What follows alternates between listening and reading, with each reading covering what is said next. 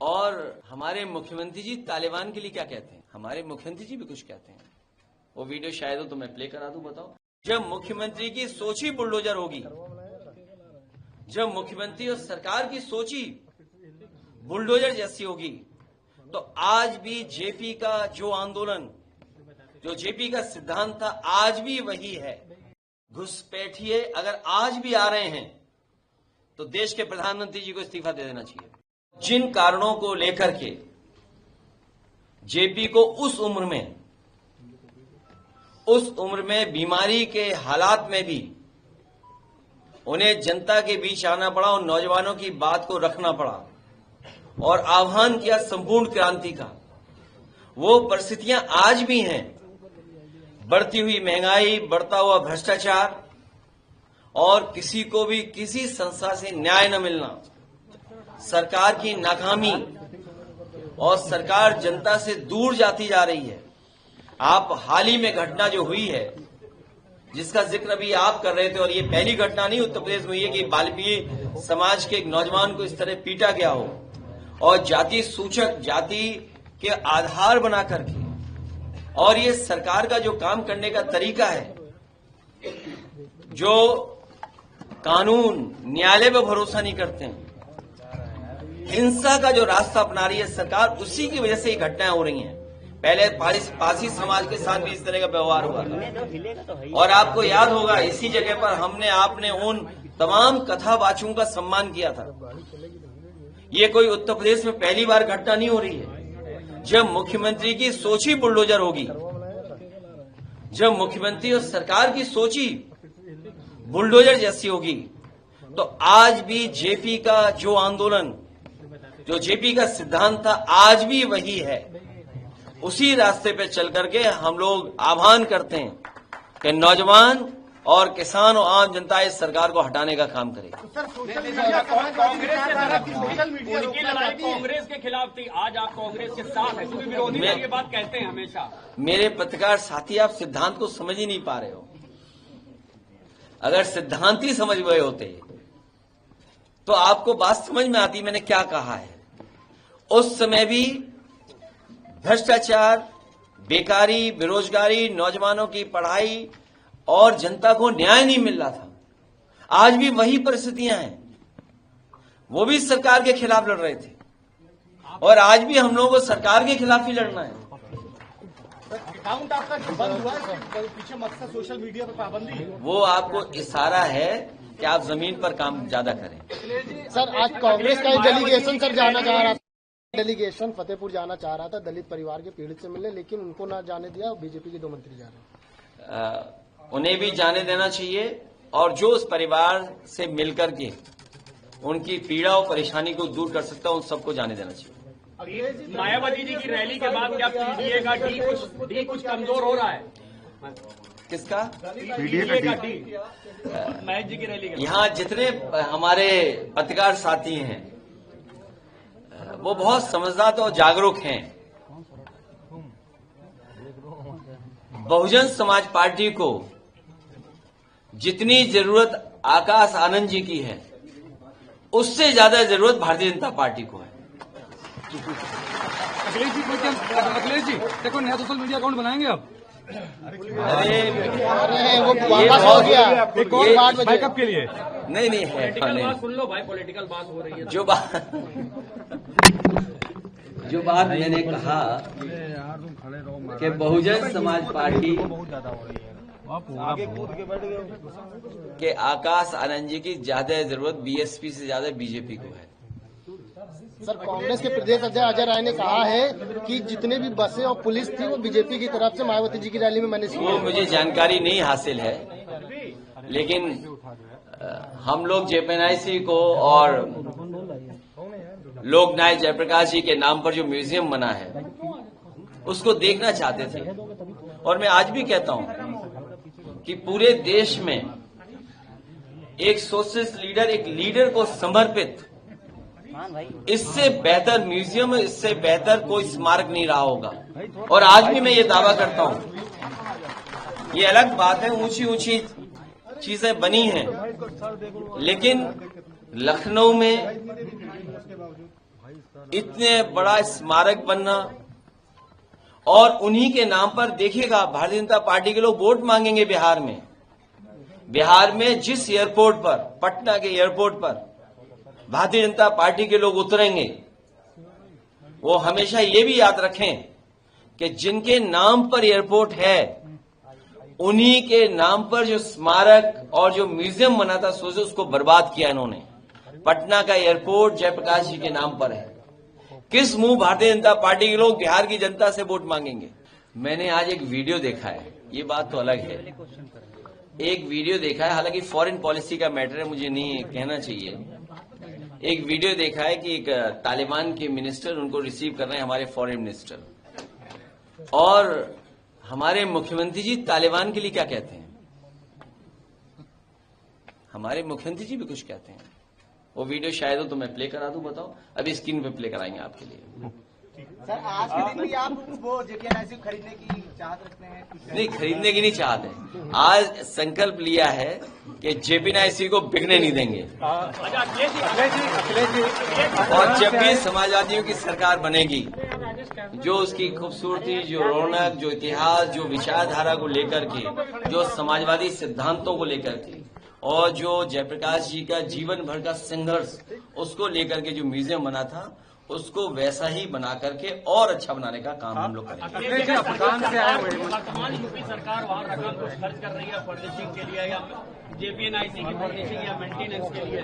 वहाँ कुछ नहीं खर्च कर रहे हैं, वहाँ सांप घूम रहे हैं। सर, कल रात में बैरिकेडिंग और पुलिस भी लगा दी गई। सच्चाई ये है कि वहाँ अगर खर्च करा होता तो सांप ना होते। सर, कल रात में पुलिस और बैरिकेडिंग दोनों लगा दी गई। बीजेपी छिपाना चाहती है कि जो उन्होंने बर्बादी की है, जो बर्बादी की है उन्होंने, उसको छिपाना चाहती है भारतीय जनता पार्टी। अफगान से आए मंत्री की प्रेस कॉन्फ्रेंस में महिलाओं को, महिला पत्रकारों को नहीं बुलाया गया। अब प्रियंका गांधी इस पर कह रही है। आप बिहार में कितनी जनसभाएं कर रहे हैं? साथ में कुछ ऐसा कोई प्लान है? अभी कोई प्लान नहीं है,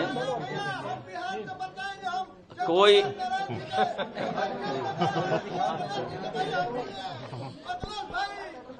जो बिहार से है, बिहार से है ब्राह्मण, जो बिहार चुनाव में जहां बुलाया जाएगा हम लोग जाएंगे। अफगानी मंत्री के प्रेस कॉन्फ्रेंस वाला महिलाओं को बराबर का अधिकार मिले, महिलाओं की शिक्षा को लेकर के हमेशा कदम उठाना चाहिए। आदि आबादी के बिना कोई भी समाज खुशहाल नहीं हो सकता। लेकिन प्रेस कॉन्फ्रेंस में महिला पत्रकारों को न बुलाने पर अब कांग्रेस भारतीय जनता पार्टी ने तो आरक्षण ही नहीं लागू किया है। ये भारतीय जनता पार्टी के लोग तो आरक्षण लागू करना चाहते थे, लेकिन अभी भी आरक्षण लागू नहीं हुआ। अगर आरक्षण लागू हो जाए तो ऐसी समस्याओं का समाधान अपने आप महिलाएं कर लेंगी।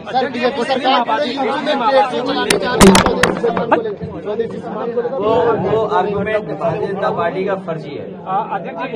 ये भारतीय जनता पार्टी हमेशा आर्गुमेंट फर्जी करती है, और फर्जी आर्गुमेंट को बढ़ाने के लिए मीडिया का साथ लेती है। जाति आधारित रैलियों पर रोक लगाने के लिए हाईकोर्ट ने कहा है, और सरकार से पूछा भी है कि आप अभी तक कोई कार्रवाई क्यों नहीं कर रहे? जाति आधारित राजनीतिक क्षत्रिय समाज हर जगह हो रही है। मैंने सुना है, ये जो हमारे पत्रकार साथी पूछ रहे हैं, ये पीडीए से घबराए हुए लोग हैं। भारतीय जनता पार्टी के लोग पीडीए से घबराए हुए लोग हैं।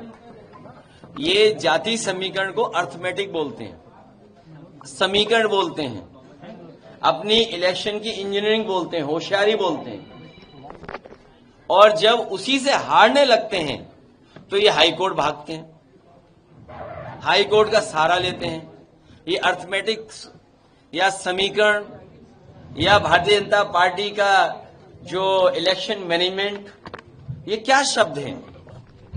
ये जातिवादी जो व्यवस्था लागू करते हैं, उससे बचने के लिए भारतीय जनता पार्टी ऐसे शब्दों का इस्तेमाल करती है। जब उसी से हारने लगती है, इसीलिए समाजवादियों ने कहा कि जो आंदोलन जयप्रकाश जी ने, जो आंदोलन लोहिया जी ने, जो आंदोलन नेताजी ने, और जो रास्ता बाबा साहब भीमराव अम्बेडकर जी ने दिया, न्याय के राज की स्थापना हो, लेकिन न्याय के राज की स्थापना के साथ साथ सामाजिक न्याय के राज की स्थापना के लिए पीडीए सरकार आने वाले समय में समाजवादी लोग मिलकर के बनाएंगे। नहीं,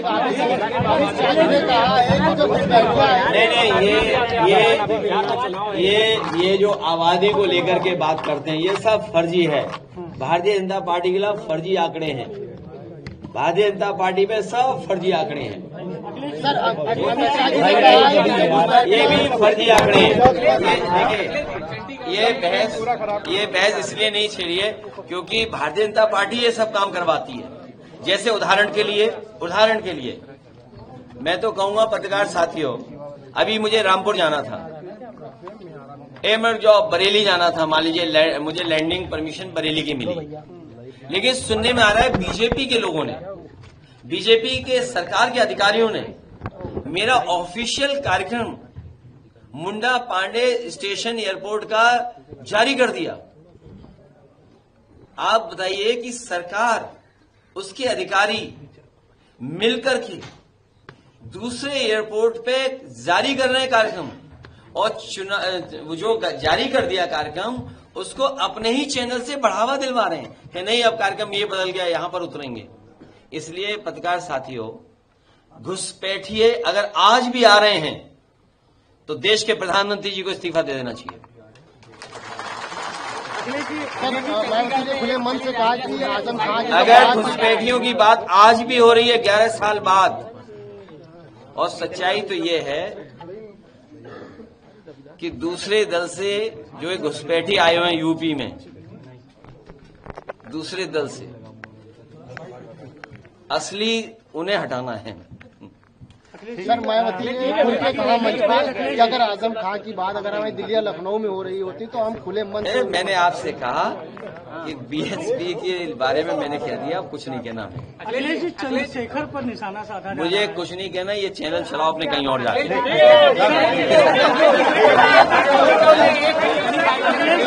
नहीं, ये गंभीर विषय है कि एक आईपीएस अधिकारी ने आत्महत्या कर ली।